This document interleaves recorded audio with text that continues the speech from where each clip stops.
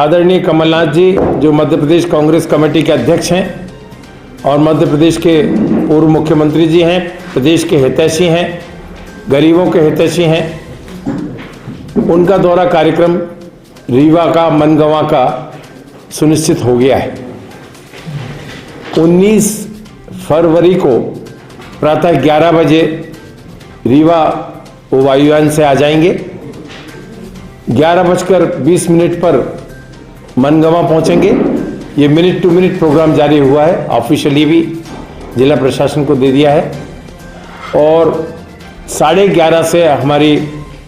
जो मंडलम और सेक्टर के अध्यक्षों की मीटिंग है, संगठन की कार्यकर्ताओं से वो भेंट करेंगे, चर्चा करेंगे, सबसे मिलेंगे। 12 बजे से 1:45 बजे तक, 1:45 तक वो आम सभा को संबोधित करेंगे। जो महंगाई और बेरोजगारी के खिलाफ एक विशाल रैली का आयोजन जिला कांग्रेस कमेटी शहर और ग्रामीण के तत्वाधान में हो रही है, उसमें जिन प्रमुख मुद्दों पर वो पिछले लगातार 5-6 महीने से उन मुद्दों को उठाते चले आ रहे हैं और क्या उनके मन में है, क्या उनके आक्रोश है जनता के का इस सरकार के प्रति, भाजपा सरकार के प्रति, मोदी सरकार और शिवराज सरकार के प्रति, इस पर भी वो खुलकर अपने विचार रखेंगे। एक प्रतिपक्ष के जिम्मेदार नेता होने के नाते, जो कि कॉन्स्टिट्यूशन का संवैधानिक पद है मध्य प्रदेश की सरकार में, ये उनका दायित्व बनता है कि सरकार की असफलताओं को, जनता से जुड़े हुए ज्वलंत मुद्दों को पुरजोर तरीके से उठाएं। क्लू मिला था और लगातार केंद्र सरकार पर हमारी मध्य प्रदेश की सरकार ने दबाव बनाया था इस बात के लिए कि जो आप अनावश्यक रूप से या बगैर किसी रैशनल कैलकुलेशन के आप बढ़ाए जा रहे हो, 2 रुपया, 5 रुपया, 10 रुपया तक, 15 रुपये तक आपने बढ़ा दिए, इसे इस तरह से नहीं बढ़ाना चाहिए। और साथ में ये भी हमने पक्ष रखा था कि जब पेट्रोलियम या क्रूड ऑयल का दाम बाजार में $115 था, तब मनमोहन सिंह जी की सरकार में 60 रुपया, 65 रुपया पेट्रोल और डीजल हुआ करता था। और जब ये मुद्दा कमलनाथ जी ने उठाया था, उस समय पेट्रोलियम के, क्रूड ऑयल के, मैं क्रूड ऑयल की बात कर रहा हूँ, क्रूड ऑयल के दाम $45 और $50 पर बैरल था, माने उसके मुकाबले आधा था। और ये उठाने वाले कोई नहीं, कमलनाथ जी ही पहले नेता थे देश में जिन्होंने भारत सरकार का एक मुख्यमंत्री होने के नाते ये ध्यान आकर्षित किया था कि जब पेट्रोलियम के दुनिया में रेट गिर रहे हैं तो उस समय आप बढ़ाने का औचित्य क्या है। और उसमें 12 लाख करोड़ राष्ट्रीय स्तर पर, और जब हम कोरोना से पीड़ित हो,